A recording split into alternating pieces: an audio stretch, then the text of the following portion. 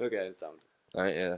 Anyway, right, Ben, thanks for coming on. No problem, mate. Thanks for having me. Yeah, no worries, man. So, how much a Carhartt paying you these days, eh? I wish, mate. I wish.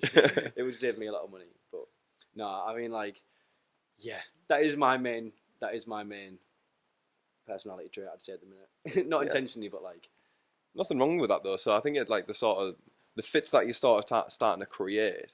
yeah, It's quite tailored towards that sort of like Carhartt work in progress. Sort yeah. of It's like just like the thing is, well, there's two types of people, or three, about on social media about Carhartt. You have the blue collar people, who will like go mental at you for buying the Carhartt. I get a lot of hate, but like from them, but don't really care to be honest. It doesn't really like the comments. Yeah, it shouldn't. Some of the comments on those videos are like stolen valor, or like or like my uniform isn't your costume, or like hands like the Avon lady.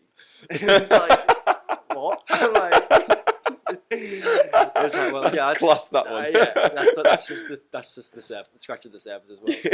But I'm like, fucking hell, like, all right.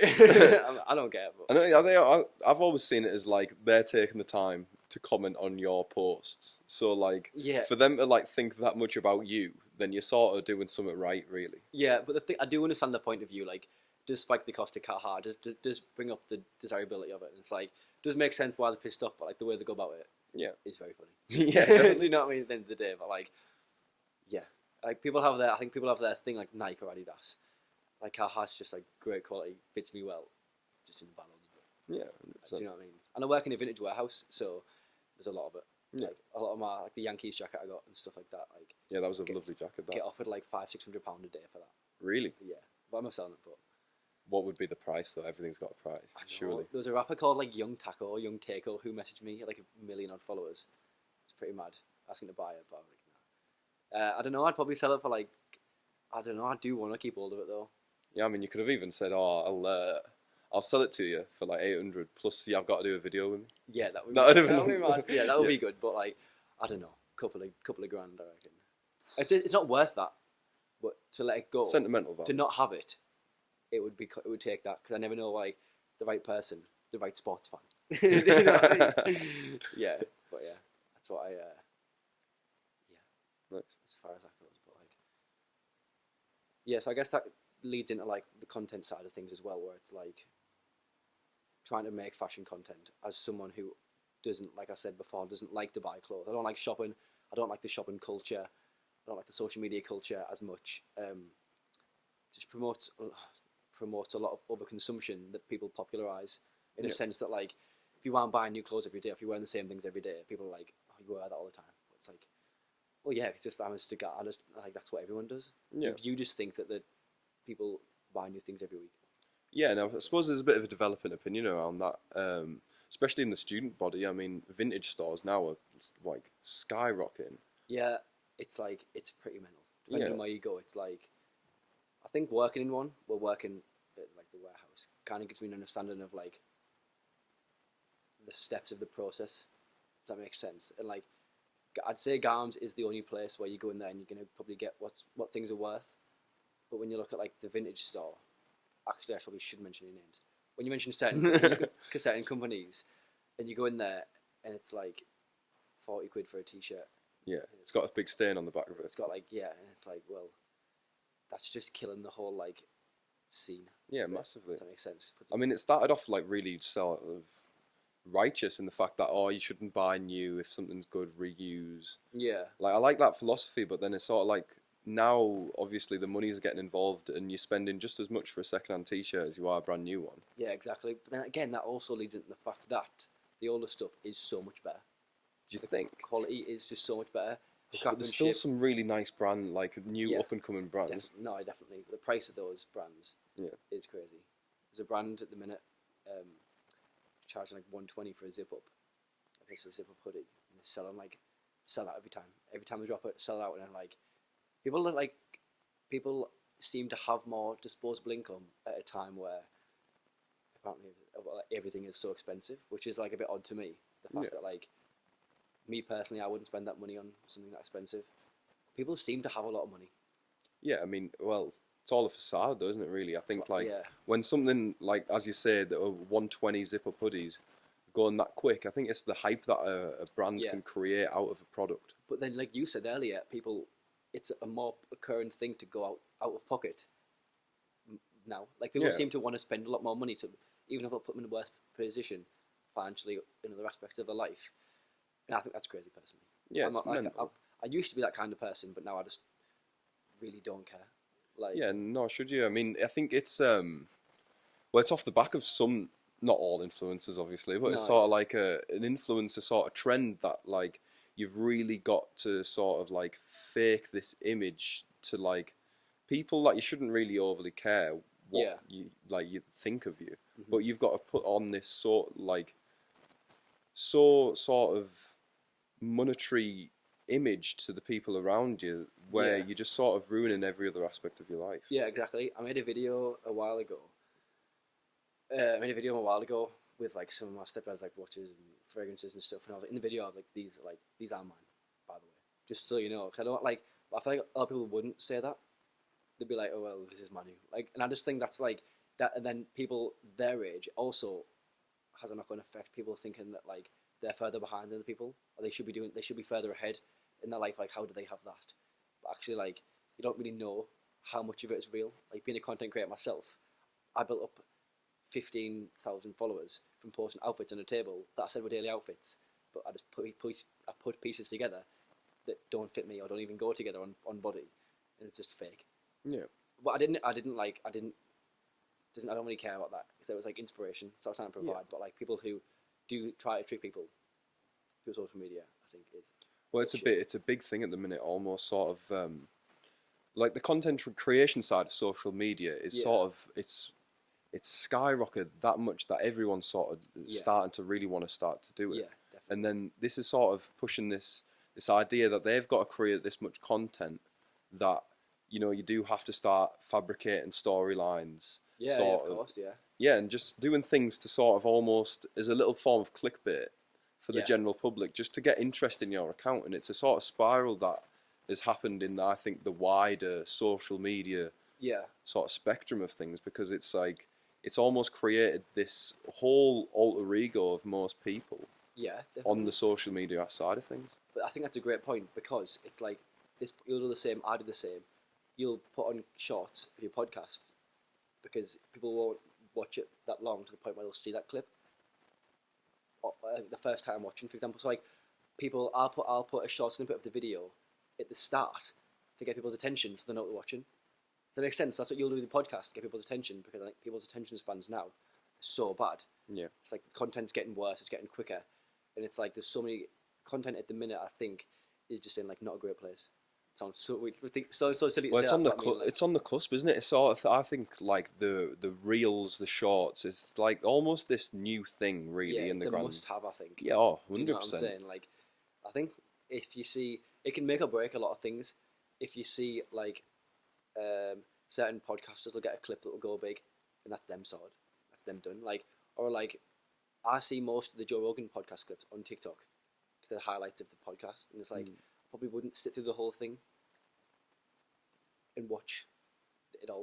Do you know what I'm saying? So you get to see these clips because I just can't sit and watch the whole thing. Oh yeah, I mean, when there's some podcasts going on for like 3 hours, Yeah, you don't exactly. have that much time in the day to really get through something like Yeah, that. exactly. And I think it's but yeah, I mean, I don't help. I don't. I'll put not clickbait out there, but I guess maybe a little bit actually, not Yeah, intentional, but I'll be like, this is the best, and it's not the best. yeah, I'm just but trying to get you to it's like watch the the video. hook line, isn't it? Is that what they Yeah, call it? yeah, exactly. Yeah, I think if you don't do that, you're gonna just fall behind. So like, Exactly. You got what to are you play the supposed to game. do? Do you know what I Really? mean? Yeah, Yeah, definitely. yeah, And I yeah, think it's almost like following this thing that like it's become like a negative spiral, but in the same breath, you know, it's how people make a living now. yeah. Of And course, it's it like, is. Yeah, for someone to start creating content, then it just needs to sort of. I like your philosophy that you were talking about earlier. When you said like even, oh, these aren't mine, or you were even talking. I think didn't you make a video saying like, oh, outfits created under hundred yeah, pounds. yeah. So I feel like the content at the minute is about being current and like expensive. People like expensive.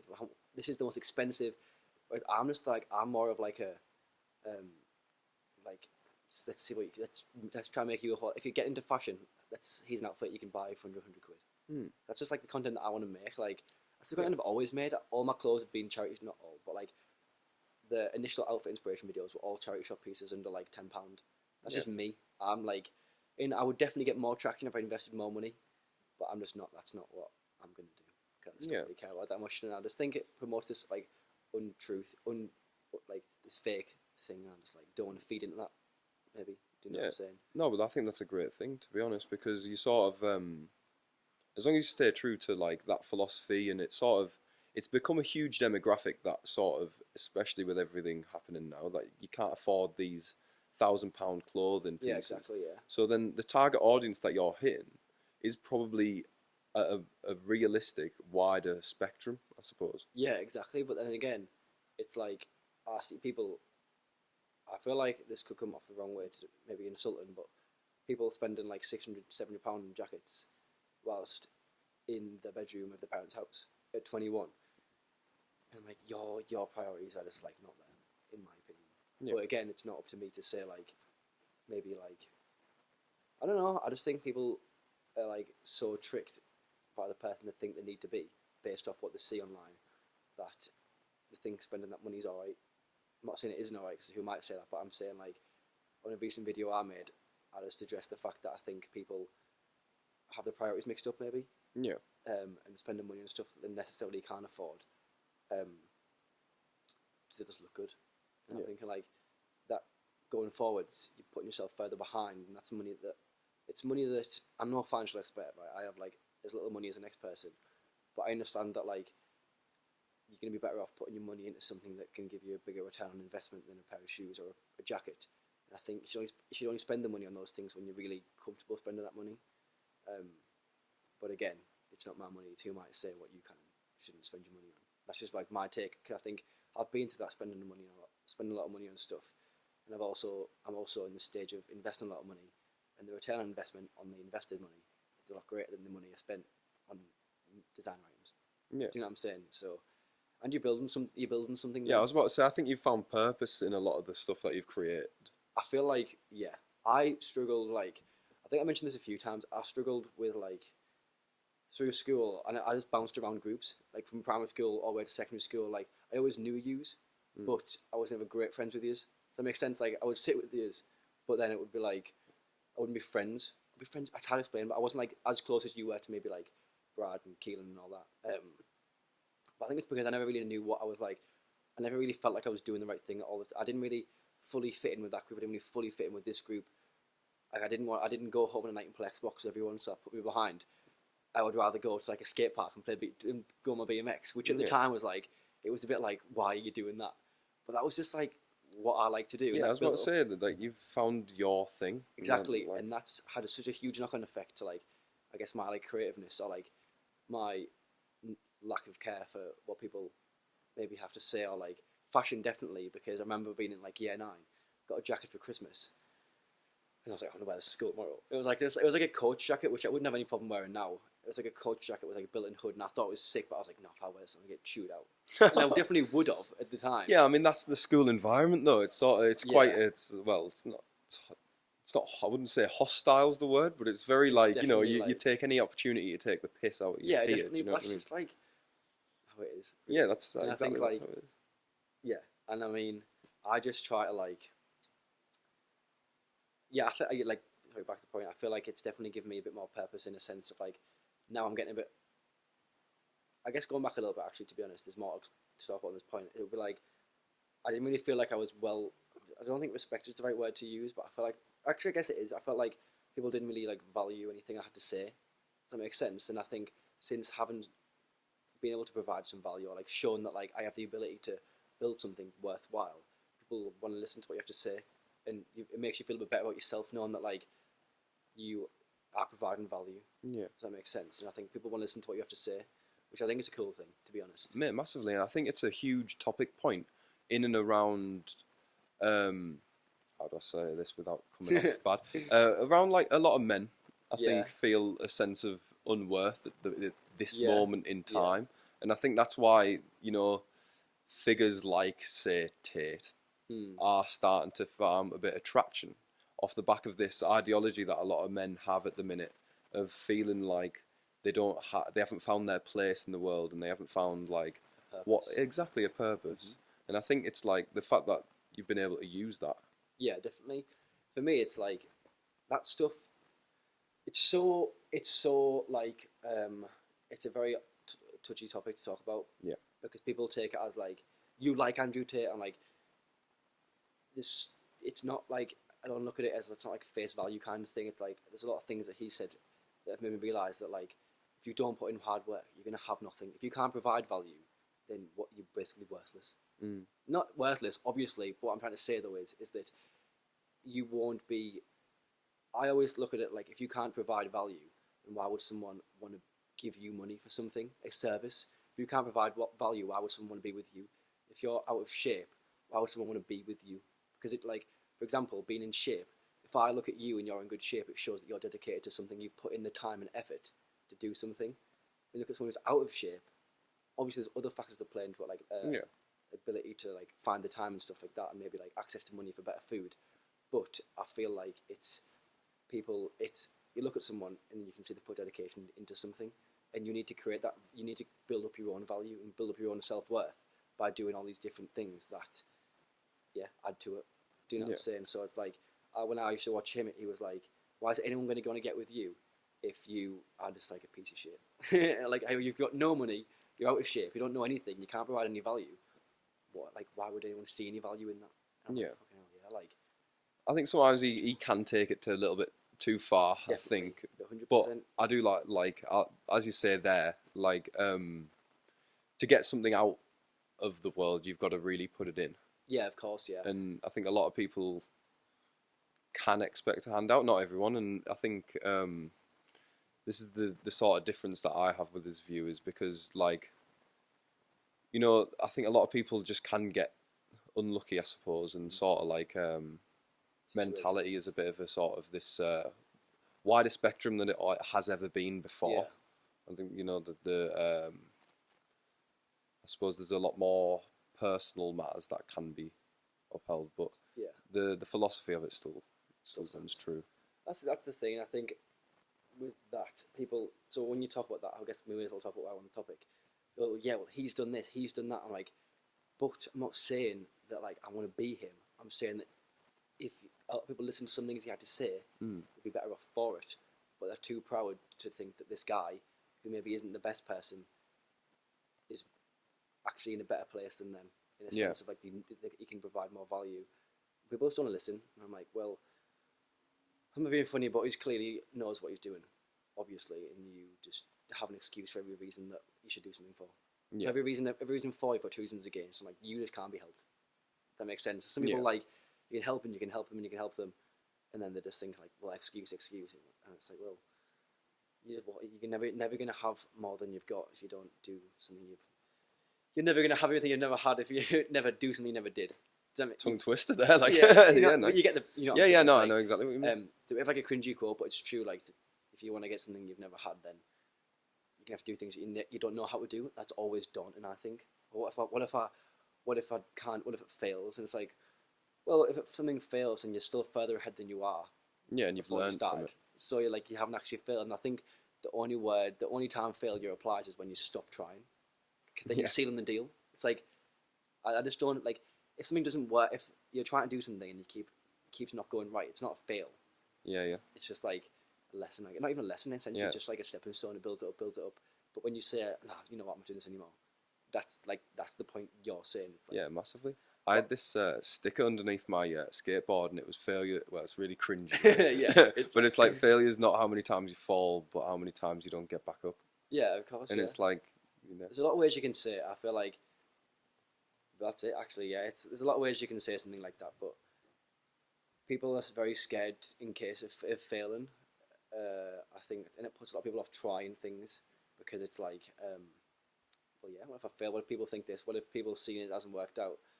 But a lot of those things I said there boil down to like, what if someone else thinks this?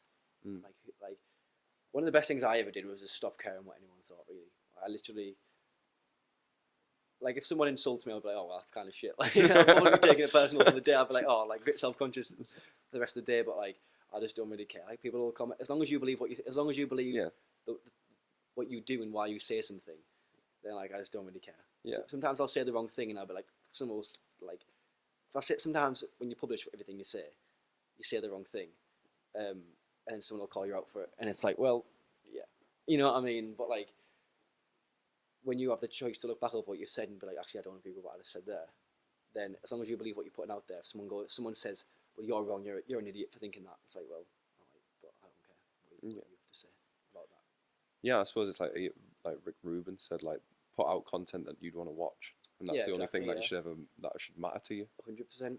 But again, that's not always what will get you where you want to be, which is the issue at the minute. It's like I'm always so torn between the content that I want to put out and then the reason someone watches your content is because it provides them value. I feel like I've used that word so many times, but like I feel like the bottom line of everything is value.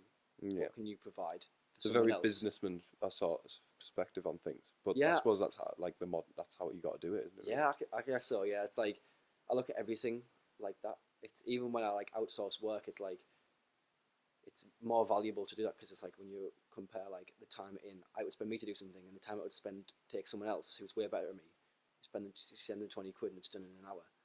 Take me days to do that. Do you know what I mean? So that's like that's a whole different tangent about like, I guess. No, but I suppose it's a tangent that I'd like to get into. Like, how would you say that, like, taking all the sort of philosophy that you've just talked about there, how have you used that to develop your own, like, personal brand, your business brand? Like, even when you're talking about the services you're providing to people, like the Garms warehouse and stuff. Yeah. How have you used that to your advantage, I guess? So for me, it's the first thing is not being too proud to say that someone's better suited to that job than you are, because if you're gonna be too proud to say that someone's better than you, take too long to do it for a worse job, you're then hindering the value that you're giving to someone because you're actually slowing them down. Whereas like with the GAM stuff, I'd be like, look, I'm not the best at doing this. I've paid someone to do it, and then it's done quicker, better, it's ready to go. But I could spend 2 days doing something and still gonna be crap. And I'm like, I'm not too proud to say that I'm not the best at everything. I'm quite good at a lot of things. I'm a little bit good at a lot of things, but I'm not great at many things, if any. In a sense that like, there's always someone better and better suited to the task. And I guess it's more from a manager perspective, but like, I feel like I can provide more value managing those smaller aspects, those moving parts, as opposed to doing them all by myself. Do you know what I'm saying? So I think like outsourcing. This is another point actually for another podcast, but outsourcing is a great shortcut that people don't usually use as much as they should. So there's factors that play on that though, it's like expenditure and that's a great point actually. Yeah, that's actually, especially for a startup. Yeah, like that's a great point to be honest. Yeah, like I mean, for me as my own example on it, like I had to learn like web design. Yeah, of I had course, to learn like sort of audio technical stuff with the mixing with this, and sort of like you have to learn things off your own back. And I think that's like one of my biggest takeaways about making a little startup is like that's a great point. Yeah, the little things that you just sort of learn along the way. I think just keep constantly adding value to your own sort of. CV's a really dumb way to put it, but like your sort of like portfolio. Exactly that. Personal portfolio. Yeah. And I think that's again, it's those small things you do. So yeah, if you try out a new hobby, I've had a lot of hobbies. I try a lot of different things. If you ask me to sew a t-shirt, I can sew a t-shirt. If you ask me to like ride a skateboard, I can ride a skateboard. I know these things very briefly, but I can do a lot of them. And I think those smaller things are more valuable than being great at one thing. Yeah. I truly believe that. I think actually it applies to a lot of things other than like professions like surgeon, stuff like that, where you have to be great at one thing because it's so time consuming and stuff like that. But I realised that. Well, you've always got them niches where you got your real professional, but I suppose it's like this overall thing of like, I'd overall class like you as a bit of an entrepreneur. I'd probably say in your own little right. I'd like to think so. That's what I try to be. Yeah, that's like what my dad is, and that's what inspired me to do whatever I'm trying to do. So like, I mean, so I'd say like in that aspect, like knowing a little about a lot really allows you to see the bigger picture. Yeah, and I think it all comes down to capital, but like knowing a little bit about a lot is better for hiring in people for that job and managing that, because if you're great at one thing and you bring someone else in to do a different part of the task, they could have you on, drag it out, and you wouldn't know anything about it because you're not very like knowledgeable on that. So I feel like with like my brand, I try to give it direction, and like you said, I couldn't afford at the start to outsource everything. I still can't now. Like, it definitely like takes it down, like brings down the margins a lot. But I think learning stuff is such like a great thing, and if you try a lot of things and you fail a lot of things, you're still adding a lot more things to your personal portfolio that you can use going forwards. So again, like that failure point, it's not really like a fail because you're still learning things. So yeah, I feel like if you try something and it doesn't work out, it just hasn't worked out right there and then, but it might be beneficial to something in the future. Yeah, definitely. Do you know what I'm saying? Like you learn way more from a failure than you do. I don't think you really learn anything from a success. Yeah, definitely. But you learn from a failure. When I look at like the Solace hats at the time, I'll kind of explain that a little bit. It was like, so I made these hats. Me and Brad made these hats, and it was like I'd never done it before, so I didn't know what I was doing. So basically, put in the order for the hats, and then give like 2 weeks marketing, and then done the drop day on like a Sunday, or done the drop day on a Saturday at 6 p.m. And then I thought that was a great time because everyone's off work, but actually everyone was out on a Saturday. I was counting on all my friends to buy them instead of people outside, like external people. And the website opened and we didn't get like a sale for like probably 15 minutes, and I was like, shit. Sat on like 200 hats or 120 hats, and then over the course of the next 6 months, learned a bit about marketing.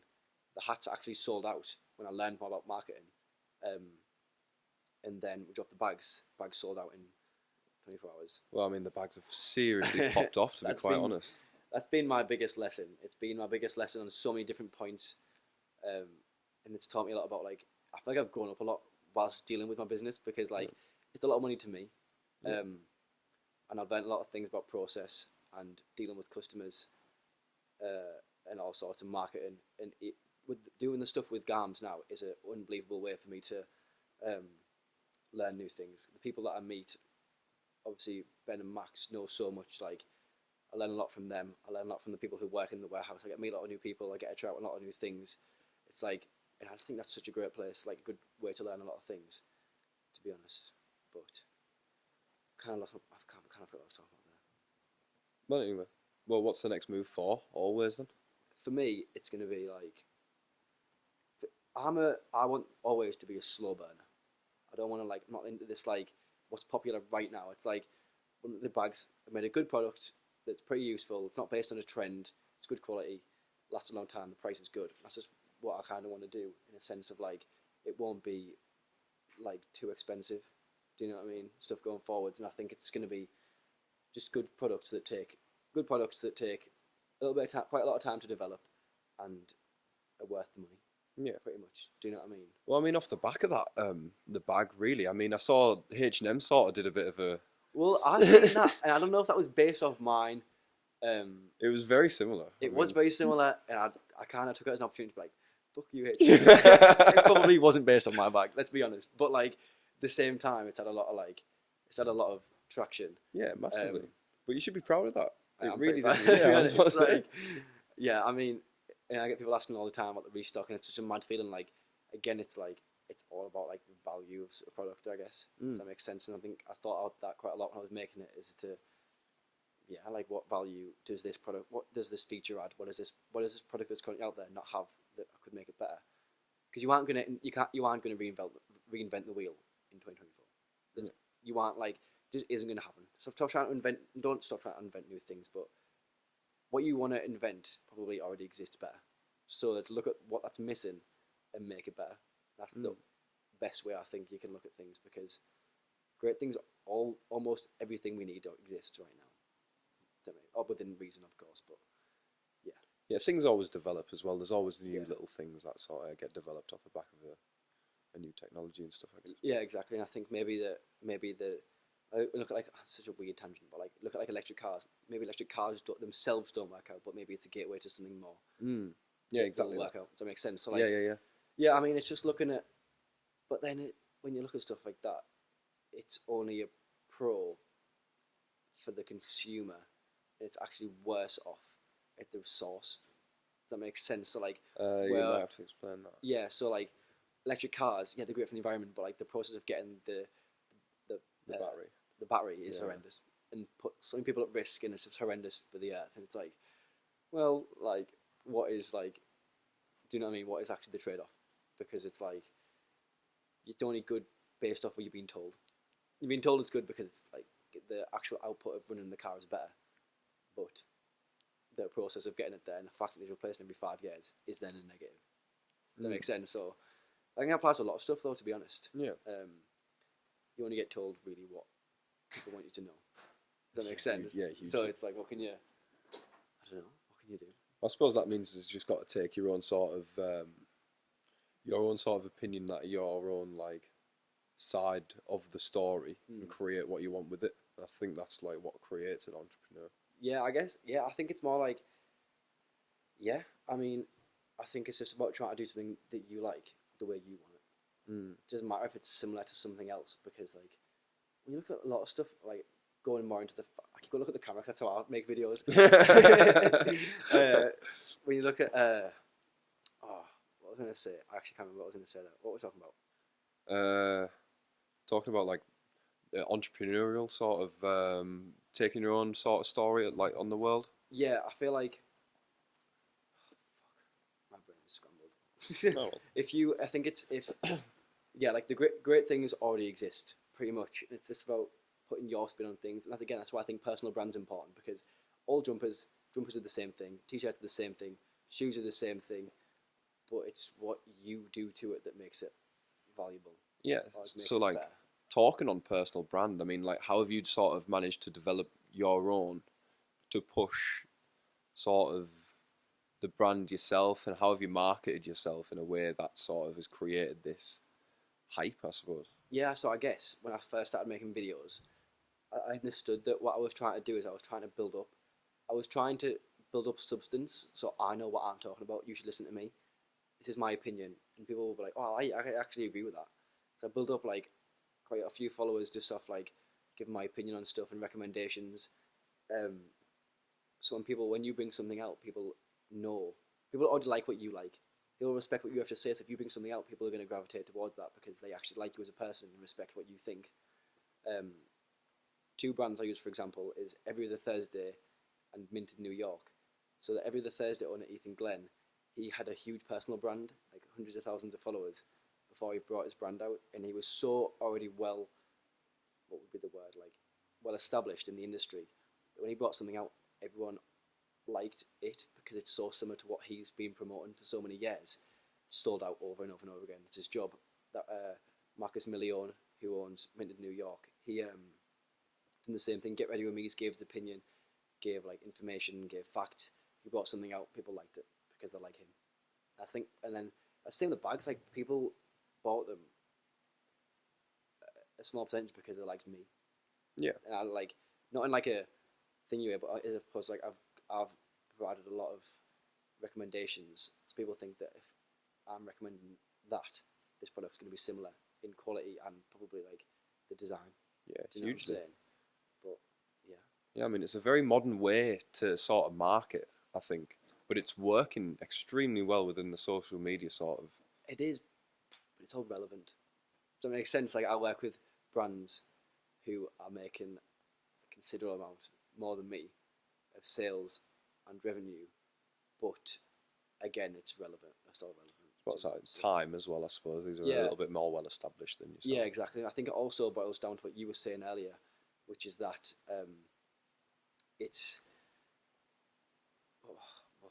it's about So the end goal seems so far away, and sometimes if you look just at that, it is like daunting. And I'm thinking like, hugely. Well, I'm only making X amount a month from my brand, so it's not very sustainable. How am I going to get all the things that I want? But it's actually not about looking at it like that. It's about how do I build a successful brand, which will give you what you want, as opposed to looking for the output, look for the like results of something, as opposed to like the things you want. Yeah. As opposed to looking for things you want, trying to build something that's like sustainable. Yeah, massively. I mean, Like for me, I suppose my point of reference on this is like with Justified Passion. Mm. Sort of started off as like a little blog, Yeah. and then that sort of like the bigger picture that I wanted out of that became so unfathomable to Yeah. what it was at the time Hmm. that it at many an occasion it sort of became this sort of like a why am I doing this? Why is this can't be Yeah. worth it? And then you start to forget the original reason you even started the thing, Yeah. just off the scale, I suppose, of the challenge. Uh-huh. So like you were talking before about sort of creating achievable little goals along the way, Yeah, definitely. and it allows you to find worth in what you're doing. And I think that's like something that for me I've had to learn Yeah, along the way. definitely. I think that's a great point because, like, I know I didn't think always was going to be a thing that I'd be able. So my goal was to work full time for always before I finished university. That's changed, like, by my choice. I don't want to do that anymore. I'd rather like do, obviously, but I actually enjoy my job as well at the same time. So there's no point in me trying to like They're skip very closely linked, I linked. Yeah, suppose, as well. massively. I learn a lot from my job and like I'm learning a lot every single day. So there's no, it would be ridiculous to be like, nah, no, I'm gonna leave, and then take it out from the business just to say I work for myself. Yeah. It's just pointless. Do you know what I mean? But yeah, I think if you just kind of like, yes, yeah, so sorry, the bags were the first real product that made me realize that, oh, this is actually possible. Yeah. And I think when I look at brands, although I'm pretty salty when I see a brand who is smaller than me then overtake me, I'm like, oh, you fucker. How have you done that? Like, but at the same time, it shows that it's possible.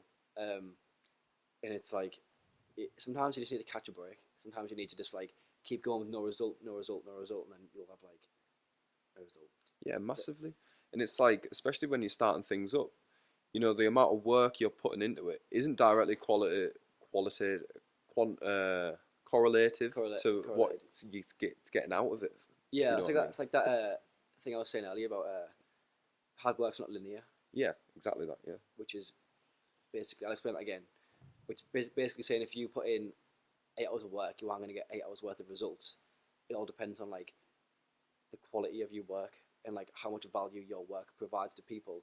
It's about like the person at the corner shop who works harder than most people but gets less results. Mm. It's about what you do and who you do it with that will determine like the result of what you do.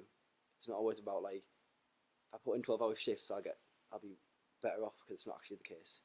Um, it is of course financially, but like maybe you should look at more the how can you add value to a company in a different sense as opposed to just being an employee. Do you know what I'm saying?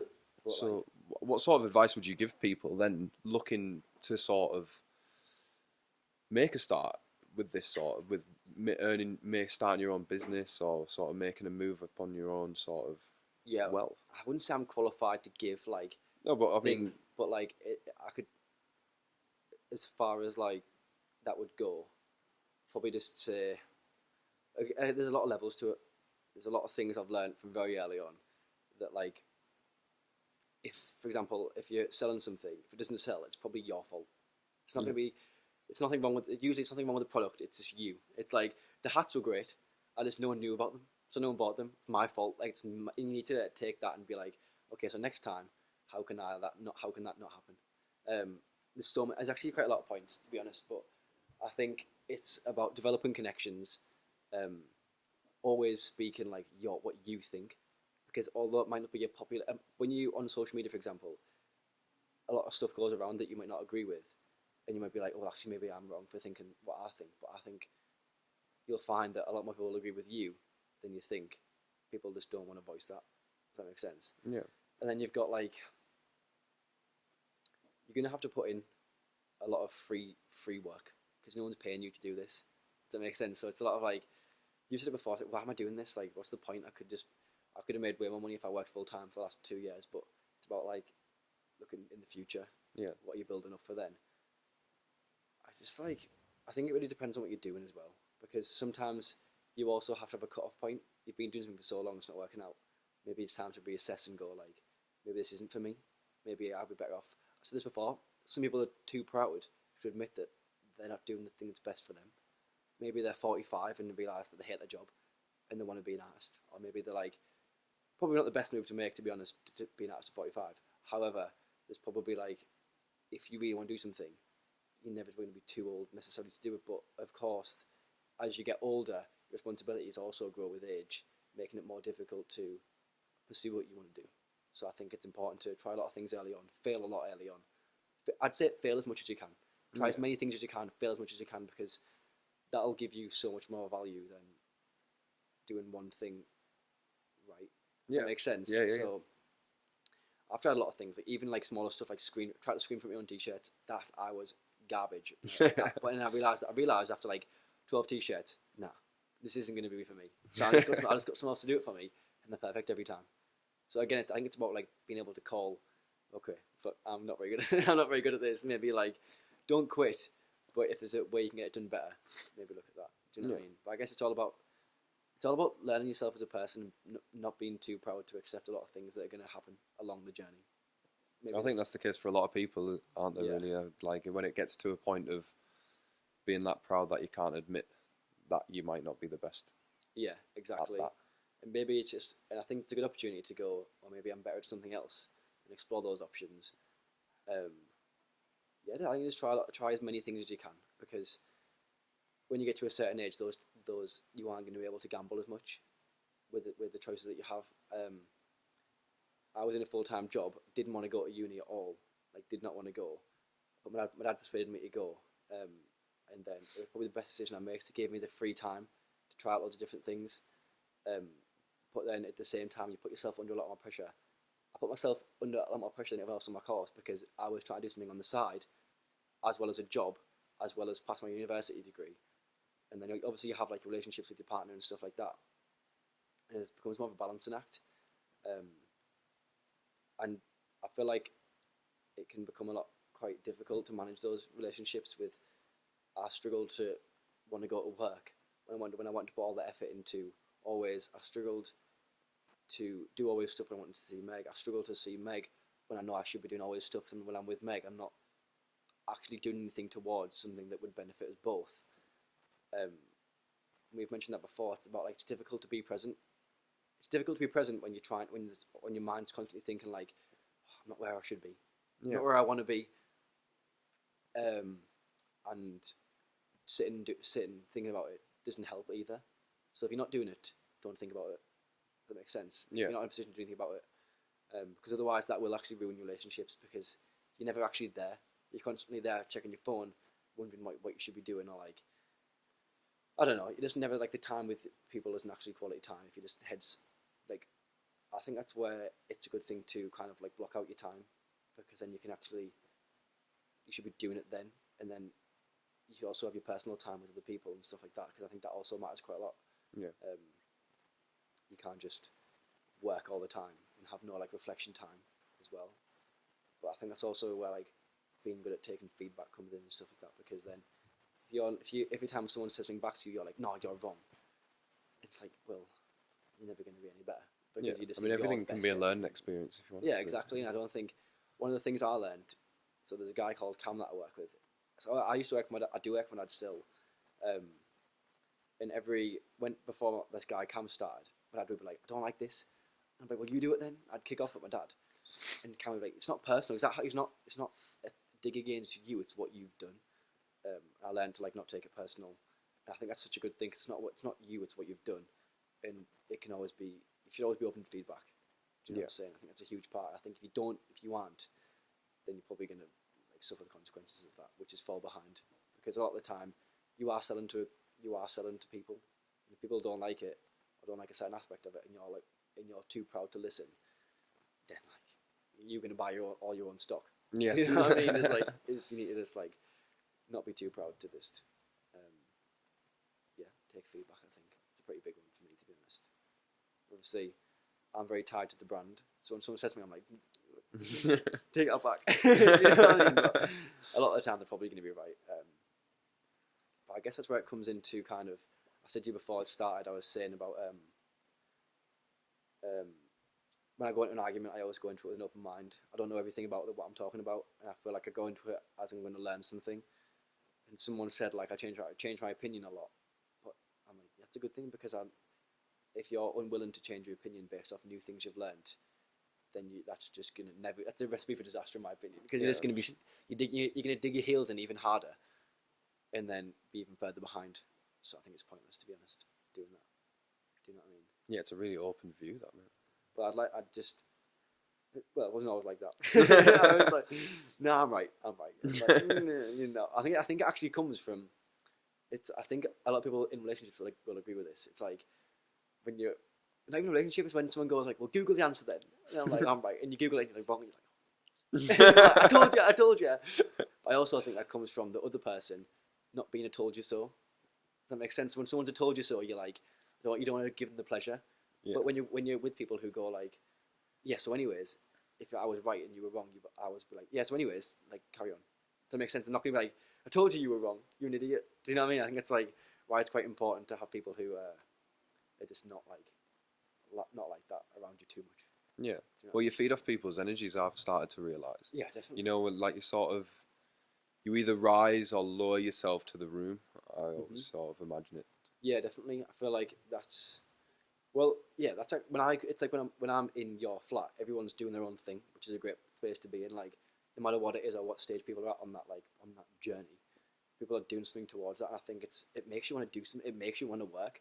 But when you go somewhere, people are just like sat about. It doesn't make you want to work. It's not a productive environment. It's like working from home when you're in bed. It's like it's never going to be productive. No, not at all. Do you know what I'm saying? Yeah. So like, yeah, I feel like who you surround yourself with is massively important. But I also think you shouldn't always rely on other people to give you motivation, inspiration. It should a lot of time come from you. Yeah. But I guess like I was actually reading a thing about that. It basically saying you shouldn't look for motivation. Because motivation's more like an instant. It should be like more determination. Not determination. What is it again? Persistence. Persistence. What is it? What is it when you do something? No matter what, it's called. Determination, maybe? I think it's like that. We're It's getting- like basically it's basically saying it's like, for example, if you don't want to get up early every morning, you just do it anyways. You shouldn't have to be motivated to do it because it should be like something you just do anyways. I can't actually remember the term, but it would be a lot easier to explain if I knew what I'm talking about. You know what I mean? But yeah, Yeah, I mean, I'd say on that for me, I'd say like well, not I don't want to sound big-headed here, but like I'm quite creatively minded. Like it comes with the writing and stuff. Like I love to be creative in the moment, but it is following through that I like struggle with, and I have to even openly say it. Like the lads here are one of the motivating factors of why it's sort of, you know, you get out of bed, you don't like just let the demons hold you there. Do you know what I mean? Exactly, And Marcus, you sort of like get yourself moving, you get yourself more sort just, of in a better position to keep the motivation flowing, and yeah, then it's like exactly. this it's like a Bounces off positive people, I spiral. think. Yeah. Do you know what I mean? Well, like Max Aurelius said, he didn't like he put it in his book. I think it was Meditations. It basically said like the covers are so warm in the morning, you don't want to get out of bed, and like some days you didn't, and it's like it's been the same issue. I think stuff like that. It's been the same issue since people have been like self-aware. You don't want to get up when it's warm. You don't want to do this because it's hard, and it's like, and that would separate you from the people who do that. Mm. So I think it really isn't hard to be better because you just have to be. You shouldn't look like this, but you just have to be better than the last person. It's like being chased by a bear. Just be faster than the slowest person. Do you know what I'm saying? But like, Well, I think it was that same man that said comfort's the biggest killer. yeah, And exactly. sort of Yeah, like just got to keep going, don't you? yeah, definitely. It's well, obviously I have days like that where I have a lot of days. More days than not where it's more days than not where I just don't want to. Just set my phone and scroll through TikTok and just being lazy. And like I got I'm in bed in the day being like, wow, I'm a piece of shit. You know what I mean? That was just a waste of a day completely. But yeah. You always realise it at the end, though, don't you? Yeah, you get motivated at 2 a.m, like getting press ups on my floor. I'm telling life I'm right now. And then the next day I wake up like 3 hours later thinking, oh fuck. But I think that's another thing I've noticed is like when you false promise yourself stuff, it's actually false promising yourself stuff is worse than not doing it at all. See, I'm gonna get up at 7 a.m. in the morning, and then we're gonna eat healthy and we go to the gym. Then you wake up at 10 o'clock, you haven't done any of those things. You feel even worse than if you'd had told yourself you weren't gonna do it. So set achievable goals. Do you know what I'm saying? Things you're actually gonna do. Maybe try to get up like half an hour earlier, 15 minutes earlier, and work back. I think it's about like all those small wins add up to being like making you feel better. I've just is it the Conor McGregor sort of said that? I don't know. I I'm not watched sure. the Conor McGregor say that. Yeah, and I'd agree. Like sort of at the moment you start not following through on the things that you've promised yourself to do, it's an easier excuse to not do the next one. Yeah, and it's actually I think it's so much worse. Failing for yourself is so much worse than failing for someone else. Like Mm. your own promises, you just feel so shit about it as well. But one of the things that I realised was from working with Dad, the first 80% is the easiest. Finishing the last 20% is so hard. It's like I'd actually say 80% of the task is actually only 20% of the job. Does that make sense? It's Yeah. like that last 20% actually makes up for like 80% of the difficulty. Like getting finishing something is really difficult, very very difficult. Because, for example, making the tech pack is easy. Going again when it's wrong and it's wrong and it's wrong and trying to do all the small details and measurements. Why doesn't this work? Why isn't this fitting properly? That's the hardest part. Or like, I guess it's even the creative side of being a brand owner is fun, but the admin side of it is like a lot of responsibility. Like Yeah. I'm expected to pay taxes at the end of the year on like a fair amount of money, and I've never done that before. I've never made enough money to pay tax before, so I'm thinking like, what am I doing? Do you know what I'm saying? But I think that's why like it's good to have something for yourself because you learn a lot about being mature. Yeah. Not that I'm mature by any standard, but I like to think I've got like some ability to. I like to think I'm somewhat mature. Do you know what I'm saying? Learning to be self-sufficient as soon as possible. Yeah. Almost. Like it's really setting for me. I live at home still, and I'm like, whoa, I need to move out now. I'm like just outgrown where I am completely. I think. Do you know what I mean?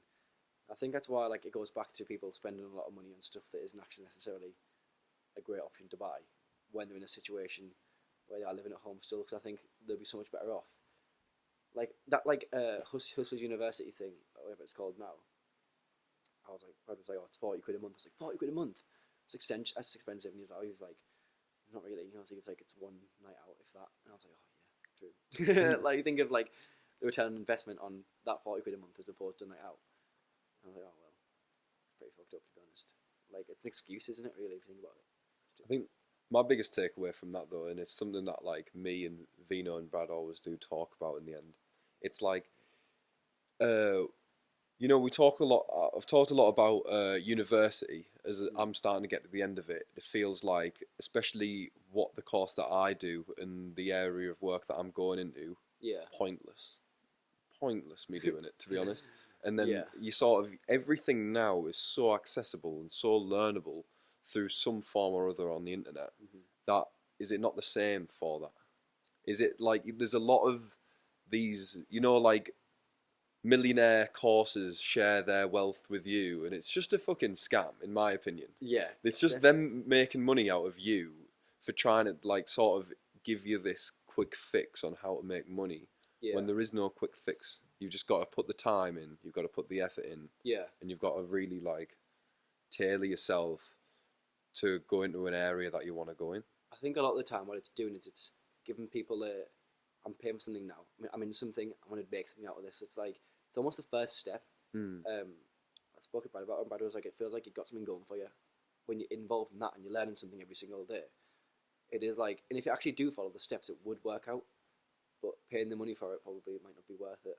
Because I don't necessarily like the course because it's a lot of like basic stuff that I found out just from like a year of trial and tribulation that I probably could have learned a lot quicker, and a lot of mistakes. But I think it gives people a lot of hope as to like, well, actually, like it's pretty easy. Like if I just do these things, I'll actually make money. And it's true. But the dedication part of it is a huge fraction. I mean, that's where 90% of people fall short, in my opinion. Yeah. From, I suppose, what I've seen, or at least been heard about. It's like following through with something, or having, as you said, having that openness to say I need to move on to the next. Yeah, exactly. It was a good part. I was going to point that I was going to talk about. It's I can't remember now. I lost the point again. But I think, yeah, when you look at kind of like finishing something and following through, that is what's going to really probably separate you from a lot of people, in a sense of like anyone can get something up to 80%, but it's like in sales, you have people who are like close deals, and the closers, like the closing's the hardest part, I'd say. Well, getting people up to that, like nurturing them up to that stage isn't that hard, because you're like, oh yeah, if you come in, we'll give you this, and you can get this nice free trial, and then they'll probably just like dwindle out, and trying to get someone to close something is extremely difficult. That's why closers get paid a lot of money, because it's like that's what makes the money. Do you know what I'm saying? So it's like in all aspects of life, closing is probably the hardest part. Do you know what I'm saying? Getting to the end of that task is really difficult. Getting it across the line is extremely difficult as well. Yeah. I suppose it's like podcasts. Obviously, as a whole thing, it's a bit of a fad at the minute. I'm not like shy enough to say it, but did you know if you make 21 podcasts, you're in the top 1% Yeah, production? I didn't know that. That's actually pretty cool. Yeah, isn't it? It's like, yeah, I mean, following through, just keep it going. doing it. It's very difficult. I know it must be difficult for you. It's difficult for anyone when you start something and you get like, sometimes you don't reach the right demographic straight away. Yeah, that's what I'm starting to find. And it's not that it's never going to change. It's just that right now it's maybe not reach the right people. I find that the opposite way. Mine hit the right people, but when it gets to a certain amount of views, it reaches the people who don't want to see it and start commenting hate. Not that I really care, but I feel like if it was the other way around, it would knock my confidence a lot. If someone was going like, well, so when my videos gets like 200,000 views, when my video gets like 200,000 views, I start getting a lot of hate because it's past my audience and it's now into the unknown. People who don't necessarily want to see it. It's onto the For You pages of the people who don't necessarily care about fashion or care about what I have to say, and everyone's like, this is bullshit. And I'm like, well, I don't really care. Like, you aren't. Yeah, that's actually a good point. It's like, you look at someone who says something negative to you. If they aren't where you want to be, then I wouldn't even bother listening. Do you know what I'm saying? Like, what do you know? But I found that with my brand. So when I first started, always everyone would be like, I think you should do this. Obviously, just being friendly and trying to help out. Well, I would do this. I would do this. I would do this. I think you should do this. Why'd you do that? And I was just like, oh, wow, like, what position are you in to tell me that? Do you know what I mean? But so I guess that comes down. You shouldn't listen to everything everyone has to say, because a lot of the time it's not very constructive. Even if they have the best interests at heart, like if they was that easy, they'd do it themselves. Do you know what I'm saying? So Yeah. if people comment hate on stuff, it's like, well, what are they doing? It's always people with no profile picture who are probably like, nothing wrong with this, but it's always people who are going to go back to work Monday morning and do that for the next 60 years, who have something to say about someone trying to do something for themselves. It's never the people who are trying to make something of their life that will go like, yeah, this is shit. It's never those people. It's always the ones who aren't trying to do something with their life. But I do find, and it's backed up by quite a lot of people as well, that people believe in you on the way up because it reminds you of their goals. You remind them of their goals, and then when you get to the top, everyone wants to tear you down again because you remind them of what they aren't. And it's like, no matter, like, so it's only good for so long, and then It's when deep, that, mate. That's yeah, fucking, it's not. I'm not saying this is my experience because I'm still like bottom feeder. You know what I mean? I'm just like, I'm a small fish in a fucking big pond. But that's what I've heard a lot of people say about it, which makes sense because everyone wants you to succeed when you aren't bigger than them, and when you get past them, I'm like, emotions like jealousy get involved, and yeah, of course. And it's not even, I get like that though sometimes. There's a guy called, and I'll openly say this on here as well, because I'm not bothered about saying it. There's a guy called Ryden who, I've watched his videos since he just started making them. And he used to film. You could barely even make, it's a bit dramatic, but you could barely even make him out on the camera. Like, it was so dark, and like, and now he was like not many followers at all, and then his content just got better and better and better. And now he's on like 25, just over 2 million followers. I think he's on like 25,000 views a video, and I'm like, that's sick. Like, that motivates me to see that someone can do what I've done in such a short amount of time, build up such a strong audience. But of course, I'm like, fuck sakes, like, oh, that's annoying. Do you know what I mean? I'm not like, and there's nothing against him or anyone who's done that. I'm annoyed at myself that I couldn't do that. yeah. Does that make sense?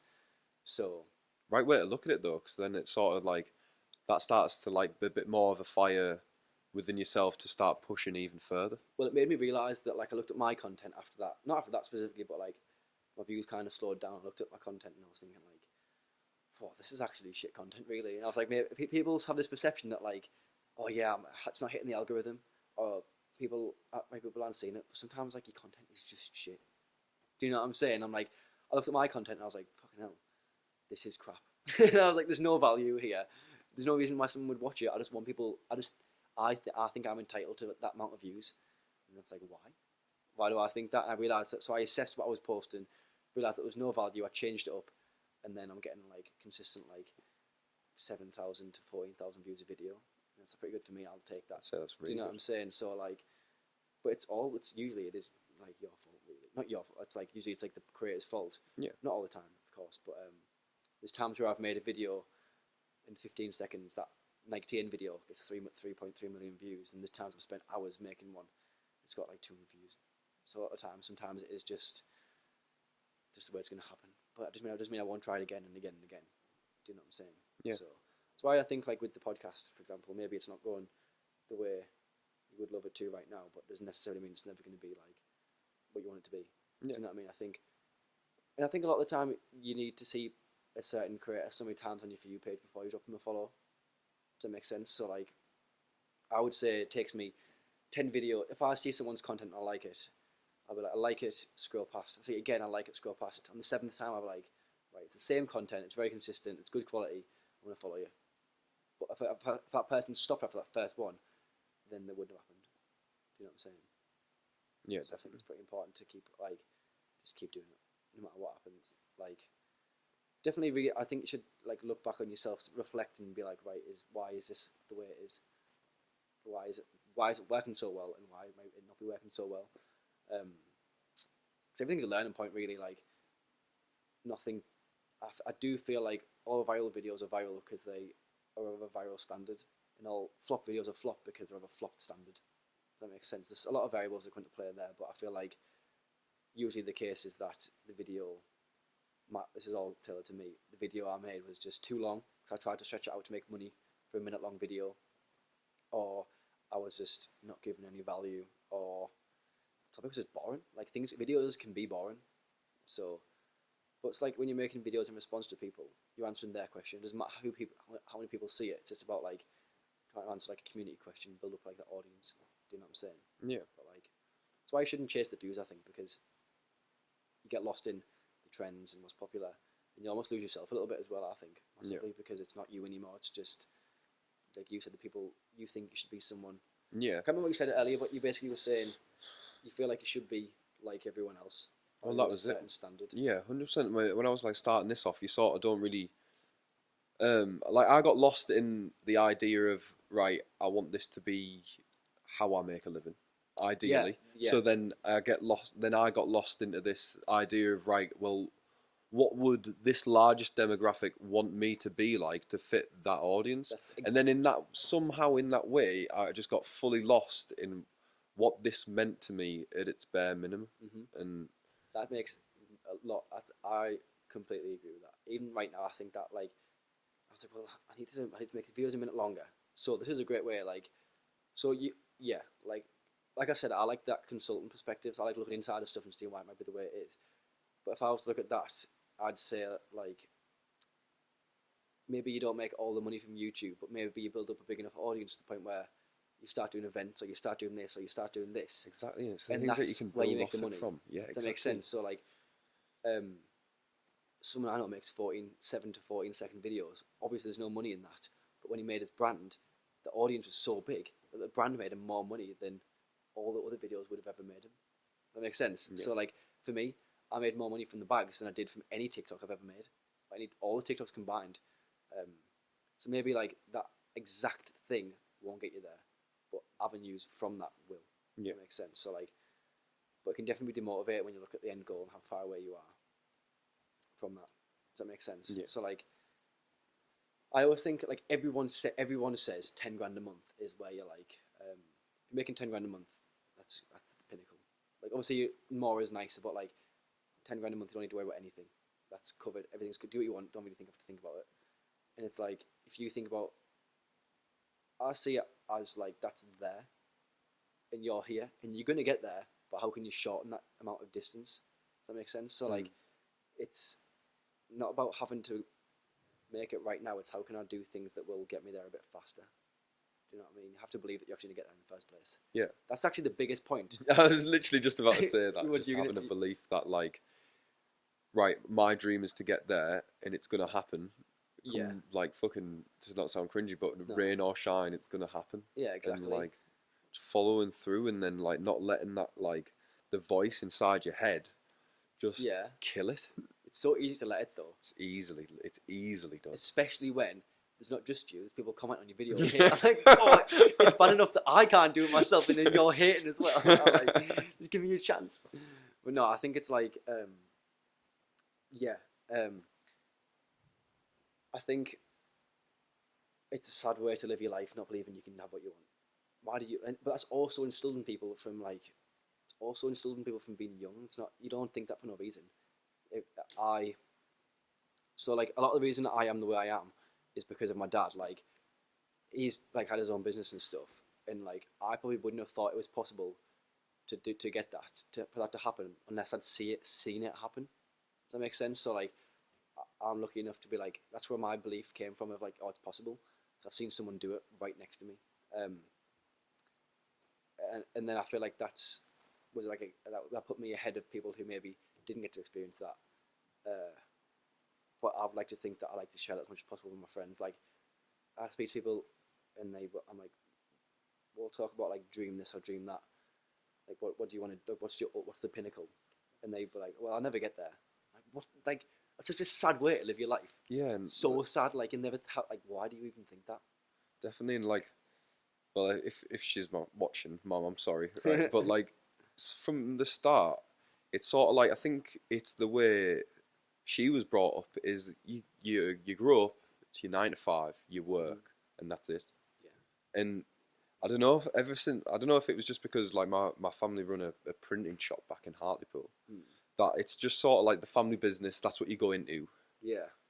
Like I've hated the idea since I was a kid. Yeah. Would not I don't know, the whole idea of just doing something that you don't really want to do for the rest of your life just to make a tiny little bit of what could be in terms of money. And I know not everything's based on money, but then again, it's the same point. Having an enjoyment in what you do. Like I suppose if even earn less, but if you enjoy what you do every day and going to work's a pleasure, then I'd probably take that. I have no issue with the 9 to 5, right? If that's what you want to do. Yeah. It's when it's not what you want to do, and you're doing it anyways. I'm like, well, I think you get a long time here on Earth. You get a very long time. People say life's short. It's not short. People waste a lot of time. Yeah. People waste a lot of time. Those Sundays where you're hungover, don't do anything. You go to work 9 to 5. You come home. Before you know it's Friday. It's the weekend. You're doing the same thing over and over and over again. And the more you hate the weekdays, the more you're gonna blow out on the weekends. It's just this cycle where you have no money, and you feel like shit all the time. You're living for the weekend. That's one of my main points of always. Do not live. The weekend, Friday is not the finish line. It's Friday in 3 days. That's just a shit way to live your life. You don't get enough time here to sit here and go, oh, can't wait for it to be sunny, can't wait for it to be winter, can't wait for it to be 5 o'clock, can't wait to go to work. Can't wait to go to work, so obviously actually kind of a good one. But to just wish your life away non-stop. Where you are right now is never good enough. That's just a horrendous way. I seriously try to enjoy every single day, and I think I'm actually getting there. That makes sense. I feel like 100%. The more you look, there was on a Theo Von podcast. Look around the room. Look around the room, and how many things are green? Okay, how many things are red? You went looking for the red things, looking for the green things. What you look for, you're going to see more of. And I think that's such like a good point of like, you have to work on things that you want to get better. That makes sense. There was that podcast. I'm referencing everything from a certain podcast, and I can't remember what it is. But basically, he was saying like he grew up. The Chris thingy one? He's called like Naval. I actually want to get it up now. I think it's pretty important that like I mentioned. Jamie, get it up. Jamie, pull this up. He just pulled this up right now. It's Naval Rivercant podcast 1309. He talks about pretty much everything I've mentioned.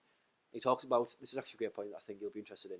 He talks about how AI doing all the basic jobs for us is actually a good thing, because it only leaves the creative stuff for us, because AI will never be advanced enough in our lifetime to be creative. It isn't able to be creative.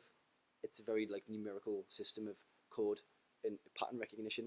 The creative aspect isn't really there yet. Obviously, that new AI just came out where it's like it's using it's like can make videos and stuff, like actual art, which is pretty mad. Yeah. But I think he was saying that like AI is going to leave all the creative jobs for people, and ultimately that's what everyone wants to do, is be creative for the most part.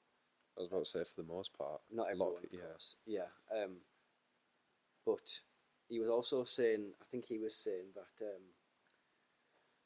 what was it about AI as well? It was almost like it's backwards, I think. I don't know if that was him who said that, but AI's got everyone, AI's doing all the fun stuff, instead of being like the robots that are doing all the hard 12-hour shifts. Do you know what I'm saying? So now you have people working like X amount for like doing all these shifts when we should be getting machines to do that. But instead machines are on like in like art exhibits, scraping out on the floor. Have you seen that video of that art exhibition where it's like a machine that just like constantly scrapes ink and basically dies? Oh yeah, I have It's seen like people. That's not a great example, but there's machines doing things that humans would love to do, and there's humans doing things that machines should be doing. that. Yeah, it's like it's called like it's the piece of art. It's called the unfinished mess. Yeah, Oh, it's gonna fish me. I I know know, exactly what you mean. but obviously that's actually an art exhibition. An art exhibition that has a meaning to it. So that was actually a pretty bad example. But the concept is that like we have machines doing things that humans want to do. We have humans doing things that humans shouldn't be doing. Um, I don't know why that is. Maybe it's like more of a deep-rooted issue. I actually don't know anything about it. It could be like something to do with like it could be something to do with like controlling how much freedom people have, in a sense of like if everyone had loads of money, would that be a good thing? Because like money is like, I guess money in some respect, money is a lot more power. Um, you can't control people when they have like a bit more money. I think that's what the. Well, I'm going to use the term they. That's what like that group want you to think, though. In my opinion, like they want. I think they want the top 0.001% want there to be a dogfight on the on the ground floor. yeah, You know what I mean? and I think that when so this might I could be like I guess this is one of the things I said where there's things I might not know about it. The whole Kanye West thing. I think when you get to a certain level and you don't abide by the rules, then you can be penalised for that because you have a certain amount of power. When you're a billionaire and you're just like doing random things all the time, and you aren't going by their rules and promoting things that they want you to promote, then I think some dodgy stuff's probably going to happen.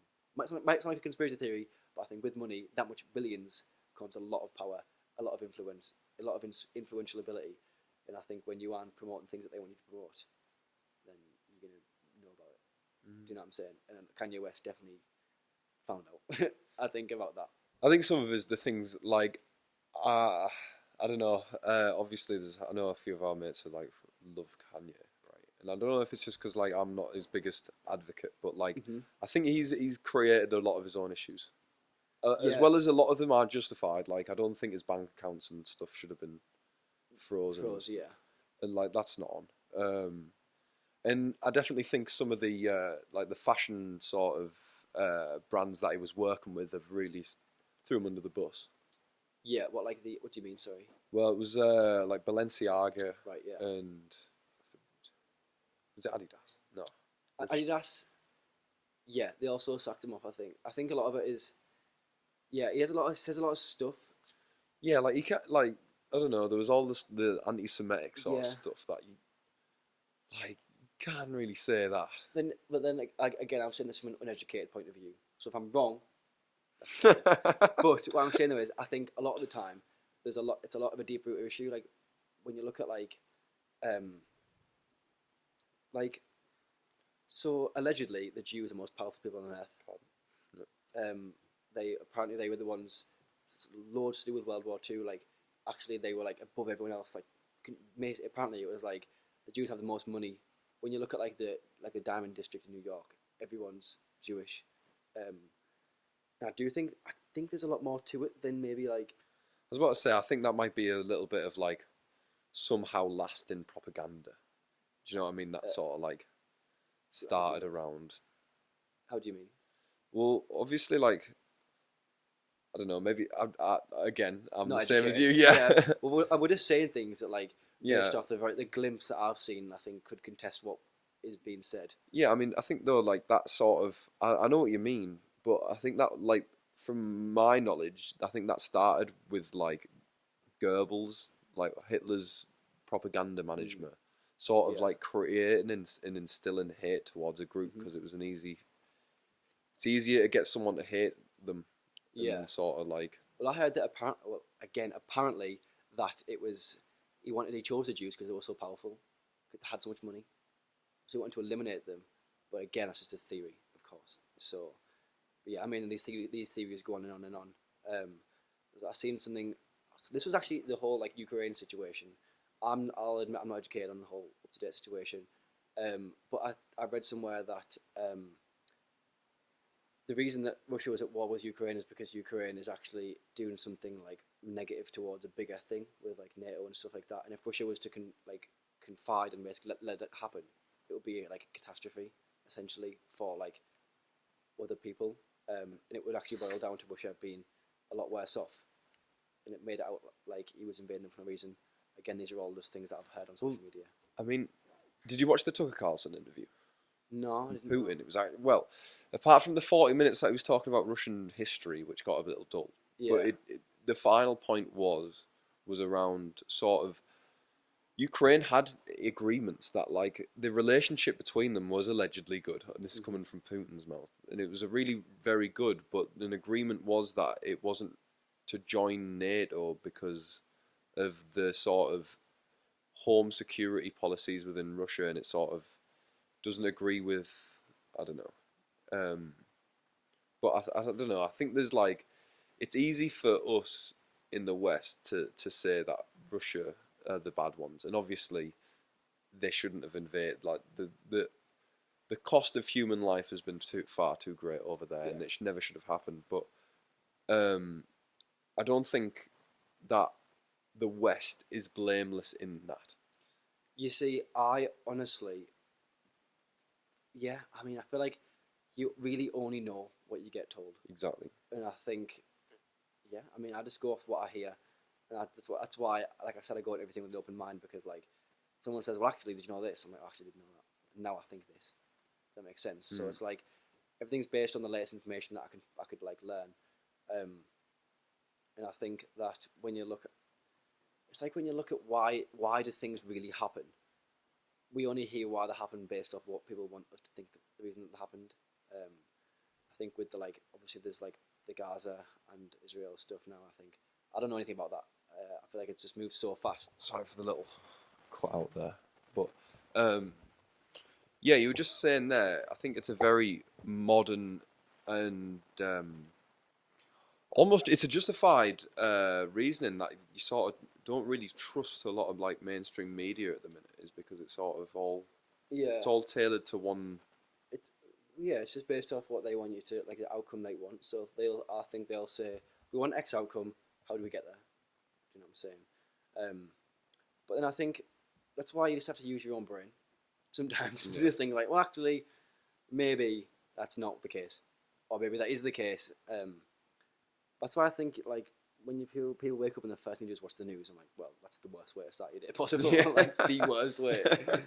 Yeah, here's all this like negative news, or like news that's actually not the true, or like not a big deal. And I just think, like, well, or he's a version of the news that we want you to hear.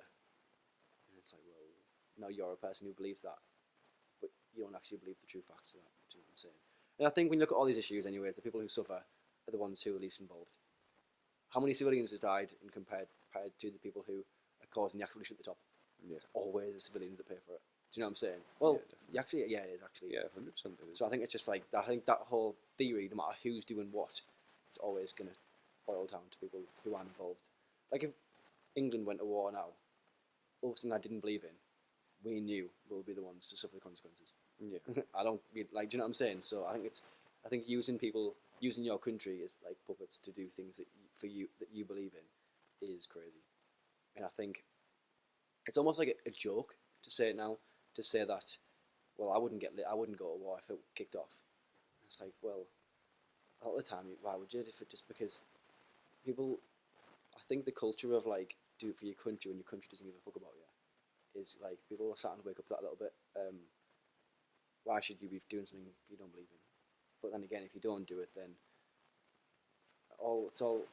it's all like if buts. But like, if you didn't go out there and fight for your country, then they're always going to come here and then take over. So like, you can't, like, it's just so different. There's always so many variables, and the more you're on social media, the more you're exposed to different viewpoints, the more information you take in, and the more tainted your perception can become. So I think it's very difficult to have a well-rounded opinion on stuff.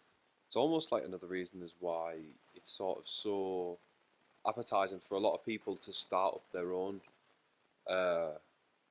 financial sort of backing to start your own business, just off the back of how sort of, I don't want to say scary, but how sort of unstable everything is at the minute. Yeah, sort of like, definitely. so I think this entrepreneurial sort of pathway has become far more tantalizing for a lot of people. Like, so obviously drop boxing's become massive.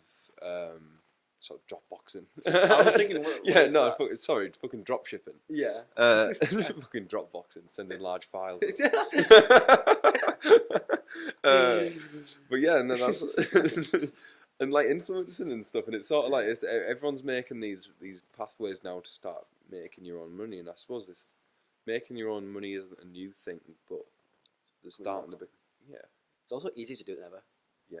People don't agree with that, as I mentioned before, but like, if you don't agree with it, then you're just gonna fall behind, pretty much.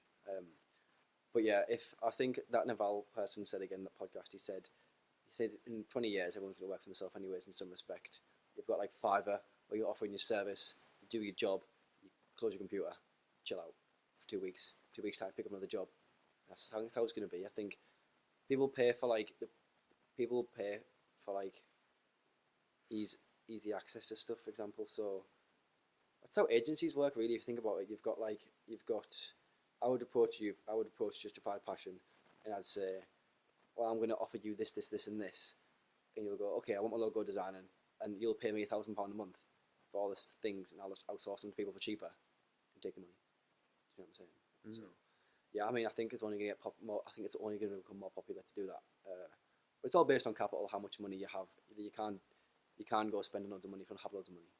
So again, it comes back to your point, like a full 360 to learning new skills. It's not always the best thing to outsource stuff because you aren't learning anything.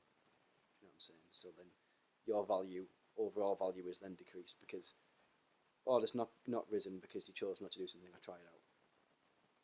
But yeah, sometimes if it's too time consuming, then just definitely, look at that and weigh up if it's actually going to be worth your time to do that. You know what I'm saying? Like, for example, if you, like, Joe Rogan doesn't edit his own podcasts, vloggers don't edit their own vlogs. I don't know. So those examples, just time. How much is your time worth? But I think it's more like a cross paths. So there's like, it's like your value of your time. You can't just start paying someone straight away because it's pointless. You're not going to pay someone 200 quid to edit a vlog when you're just going to sit on your phone instead.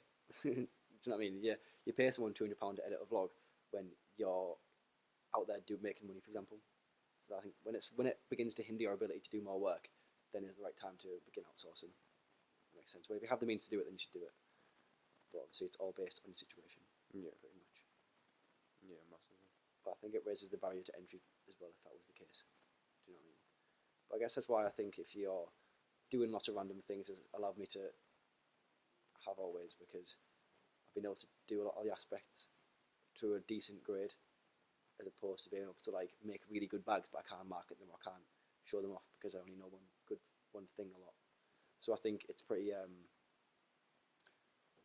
I mean, it's down to you how you want to do it, but I think the more work you put in, the more you're going to learn, and then better off you'll be when it comes to managing a business at an operational level. Do you know what I mean? Mm. So I mean, talking about your always, I mean, obviously I've been starting to see a lot of your publicity of the hats that are coming out. Yeah. So yeah, that's just one of those things again where it's just taking so long, and it shouldn't take that long, but it does because of manufacturers.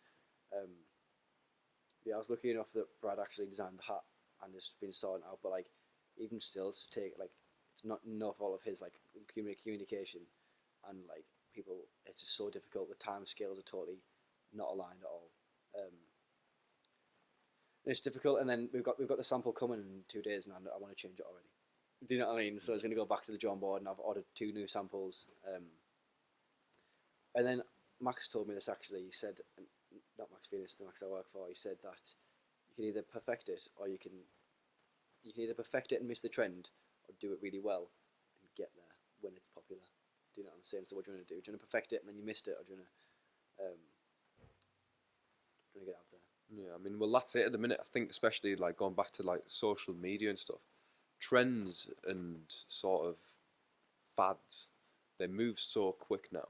Mhm. I mean, you know, sort of there's always been a bit of a fashion comes in cycles. You know, like flares were around in the 60s and 70s, and then it was like back to like your baggy jeans in the 90s, and it all comes back around. And you know, like about 5-10 years ago, it was skinny jeans. Yeah, so just to quickly touch on that, I've got a point on this we I spoke about I think.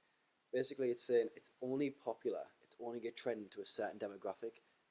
Skinny jeans, there's more sales of skinny jeans than baggy jeans, but everyone still thinks baggy jeans are more popular. Well, I Just think it's because, it's based upon like you know, your fashion shows and your high fashion sort of it comes from trends. the top, I think. Yeah. Do you know what I'm saying? Um, but yeah, it's all like people have always worn skinny jeans. People always will wear skinny jeans. People have always worn baggy jeans. People always will wear. People have always worn flares. People always will wear. It's only in those groups. It's just circling past us that we see it as a trend. People will always do it outside of the people who don't care about fashion and like things for what they are will always wear them anyways. Do you know what I'm saying? So like it is a trend, but only a trend to a certain demographic. I think. Do you know what I'm saying? But I suppose being like the owner of a fashion company, that you sort of like you really need to focus in on what is a trend and what isn't a Yeah. trend at the minute. Like I mean, I don't know, but are you gonna just start selling skinny jeans now? That's a great point. So like, you see, that's the thing.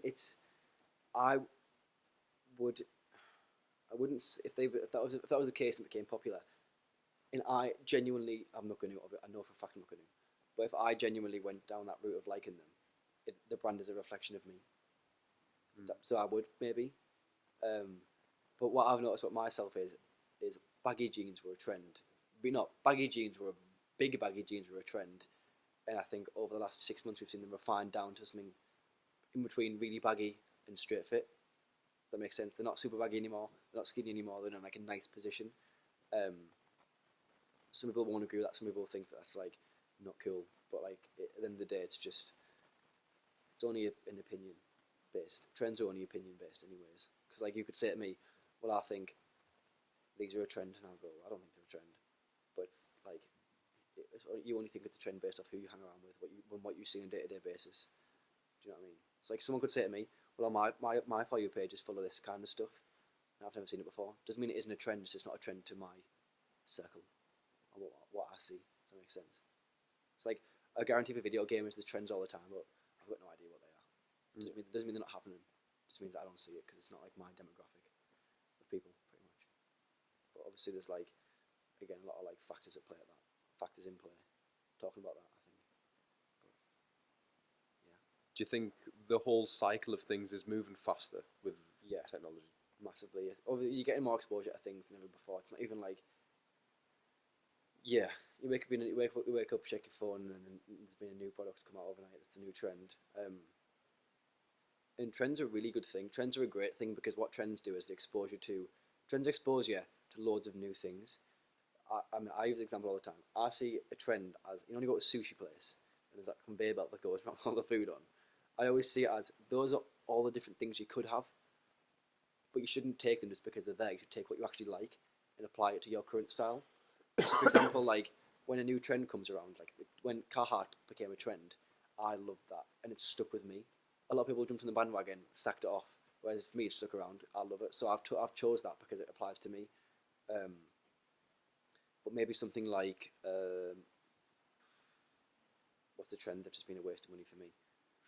I don't know. Probably a lot of stuff like the really baggy jeans. I bought really baggy jeans, and I was like, and a week later, I was like, oh, these are dead. These are so dead. It's like too extreme. Do you know what I mean? So I fell in. I caved a little bit, bought some really baggy jeans, and I'm reflecting it now. I'm thinking like, wow, that was just a rash decision. It looks ridiculous. But yeah, I think when you look at it from a fashion brand point of view, you can't be trend based because then well, it's fast fashion, then isn't it really? Trend based. Well, I think that's how these big companies keep you spending money, isn't it? Really? Yeah, of course. Then then you have to you have that mental battle where it's like ethical battle with yourself, where it's like, what do I want to be? Do I want to be a millionaire? I don't want to have like a nice small brand that's like charges a fortune for everything, and it's like makes everything in your own home. But I think so for me, for example, I just make things that I think are pretty cool, and I think I have my own way of forecasting trends. Um, yeah, like the loafers thing, they weren't really a trend up until recently, and I feel like I got on that pretty early. Just when I think it applied to me, I think a lot of people might have already bought a pair of loafers and realised, oh, this is actually not for me. But they've stuck around for me. I wear them and everything. So like, I guess it's just trying to create things that you actually believe are good things. Do you know what I mean? I think if you believe they are, then someone else will. And it's the most important thing. Or there's ways of taking trends and putting your own spin on them, which is the best way, I think. Yeah, definitely. Because it's like acknowledging there's a change. You're acknowledging that it's a progression, and you're also acknowledging that you want to do it your way. Does that make sense? Because I feel like companies who fail to adapt to the current climate are going to fail. It's inevitable. No one wants old stuff that no one likes anymore. But no one wants stuff that is just like an instant weak trend. Do you know what I'm saying? So I think it's important to put your own spin on things, and then it will be pretty timeless. Do you know what I mean? Look at a lot what's like a timeless brand. I guess Carhartt again. That's just my example. Like, there's nothing really trend based about them. Just good quality clothes, basic design, fit really well, and they're great quality, and that's it. That's what all it takes, in my opinion, to make a good product. So, if you apply those principles to what you make, and everything really, like, maybe you want to start a social media marketing agency. Okay, so look at what people are doing and how can you do it better. What's your what's the word? What's your niche? What's your oh my god. It's when it's like your personal version of it. It's basically it's your take on something. It's unique selling point. What is your USP? Right, Why is your podcast better than the next person's? Why is my brand better than the next person's? What makes it unique, as opposed what makes it stand out? But a lot of the time, a lot of the things that people say make it stand out or make it generic. So like people dyeing the hair blue to be different makes them generic because it's like everyone else who wants to be different. That makes sense. People who get face tattoos to be different are just like everyone else who wants to be different. Just part of a different group now. That makes sense. It's very generalising it though. I think that's a Yeah. How do you mean? well, like to say like someone's getting a face tattoo just to be different. Mm-hmm. It's like a rebellion stance, I guess.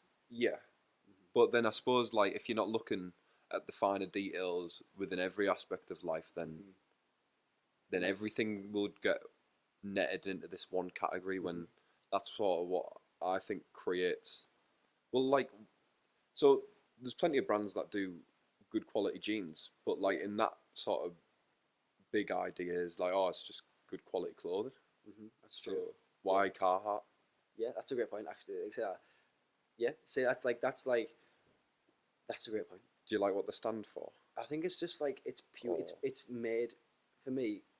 Carhartt specifically stuff. It's just made. It just is what it is. It's not trying to be something that's not. And that's what I like about it. It's not trying to be a workwear brand that is a workwear brand. It's just has all the basic needs, and that just was what I like about it. Do you know what I'm saying? But I think like back to that point, it's like, yeah. I mean, that's a good. What you said there is good. I just think sometimes trying to stand out too much it's like everyone says like, yeah, my brand's for the game changers. Do you know how many brands I've heard say that? You're all the same. You're all the brands. You look at the products and all the products are the same. Like, you're not different. You're just the same as everyone else who thinks they're different, which makes you generic, which is like kind of like paradox. Yeah, I get paradox. Yeah. So I think it's different. I think that's why I think people try to be like game changers. Yeah, if you wear this brand, you're going to be rich. Like, what is going on? Like, that's not how you should play it. I think you should play it based off like who you are as a person, what you stand for, and integrate your beliefs into your brand, and it will resonate with someone. If obviously you're not like a raging mental case, you know what I mean? If you're like a somewhat decent person, then I'm sure someone's going to resonate with what you have to say about it. That's what a brand is, though. I think a lot of brands get caught up in selling products as opposed to building a brand. You might notice all the always posts. Very little of them are products, and a lot of them are motivational, inspirational, aspirational, and like lifestyle focused to try and tell people that like always is a bit more than clothes, a bit more than items. It's like let's just be a bit more like as a person, like as a lifestyle. It's trying to like encourage people to do more with their life, and also sell bags, by the way. Do you know what I mean? So that's kind of what it is. It's like that's what like the brand is. I did an idea for the marketing campaign for Always Bags where it was like there was 3 bags there on the table. One's got like, for example, one could have all the bags in the table, and one could have spilling out of it lipstick, and the bingo marker, which is an old lady's bag, for example, stereotype, but one could have something tailored to a vlogger coming out, and then one could have something tailored to a really rich person, like a Ferrari key and a cigar, and it's shown that anyone can wear these things, anyone can have them. It's not about like, it's all like, again, it's like, it does tie into the name, like all different aspects of life. It's not for one, it's not for a specific niche of person. It's just for people who believe the same thing. It doesn't matter what you're actually into specifically. It's about people who believe the same thing as a concept, which is pretty deep, to be honest. It's really hard to convey over social media, but I do try my best to use music that fits, use posts that people can relate to, and use a lot of wording that people might think, oh, actually, shit, like, oh, that's me. I better sort that out. Do you know what I'm saying? Because I feel like I actually get a lot of messages about the posts being like, wow, that's mad. Like, it makes me feel like weird. Do you know what I mean? And then I got a message off someone before who was saying that his manager had sent the Always post into the group chat being like, this is sick, we need to work with them. It was, Will Short. Oh, yeah. It was his DJ record label. And was like, we need to work with these guys. And Will was like, oh, I know who he is. So I think, again, if you put out the right things, they're going to resonate with someone, even if they don't resonate with everyone. I doubt that everyone who follows me on Instagram likes a lot of the content that I put out. But again, it resonates with some people. Yeah, it's not for everyone. That's the thing, exactly. And if you get caught up in trying to please everyone, then you're going to just be ended up chasing, never going to be happy yourself. Do you know what I mean? I think that's a huge thing, is people pleasing is a way to make yourself unhappy very quickly. But obviously there should be some aspect of people pleasing in your life. You shouldn't just be a selfish kind of person, but at the same time, it's like, you should help other people out. Make sure you do stuff for yourself at the same time. Because like with the Garmin stuff, I could easily kill Always because I'm doing it for another brand. But it's important, I think, I do Garms the way Garms want with my own. I put my best efforts into Garms, but I also work with what they want, which helps it be unique to them. With Always, it's just purely me. Do you know what I mean? So, yeah, I guess that's that topic. I don't want to keep going on about the same thing. No, definitely, mate. To be quite honest, I'd say that's a good place to end it. Yeah. Sort of just talking like, yeah, I thought that was quite inspirational what you're talking about there. Really, just sort of making sure that there is more behind the brand and sort of creating this philosophy around everything that you do in life. And I think we tailored it towards fashion, but I think that really resonates with every aspect of life. Yeah, definitely. I think I try to do stuff that applies, because like my approach to Always is business. Is that making money? I wouldn't do it for charity. I wouldn't do it for free because it's a business. But at the same time, people get lost in just chasing the money. Money is obviously the result of what you're after, but what will get you there is a really strong brand that has good values. Yeah. Not chasing the money. Yeah. Because then you just get lost in. It's what people want to put their money in, isn't it? Yeah, and exactly. It's something they believe in. Exactly, and I think when you look at a lot of brands, there's a brand called Trico, which cringes me out a bit, but like it's a game changer brand. People do resonate with that, and it sells out. And I'm like, you know what? Clearly, that's your brand message, and clearly it works. So it's not for me personally, but obviously it works. And I think that's why it's important to do what you believe in, because I don't like what they do, but other people do. So it doesn't matter what I think. What do I matter? Do you know what I mean? Who cares what I think? Because I'm like your target demographic. But that's the reason why you create personal brands. Is like, yeah, exactly. And I think if you put stuff out there and people don't like it, it's not that no one likes it. It's that person doesn't like it, and they aren't your target audience, so it doesn't matter. If someone doesn't like it, they aren't your target audience. Therefore, it renders their opinion irrelevant. That makes sense, because they were never the intended target. Do you know what I'm saying? Yeah. So I think it's a good way to look at it, because if you take hate as the person you're trying to target hates it, that'll make you feel like shit. But it's actually not. That's just the person who would comment hate just isn't your target demographic. So yeah, they're bringing you down to that level. Yeah, exactly. Yeah, sick, man. that was I was fucking absolutely well chuffed with that. Yeah, it's been a fucking pleasure, Ben. Been an absolute pleasure. Thanks for having me. Appreciate no it. worries, man. No worries.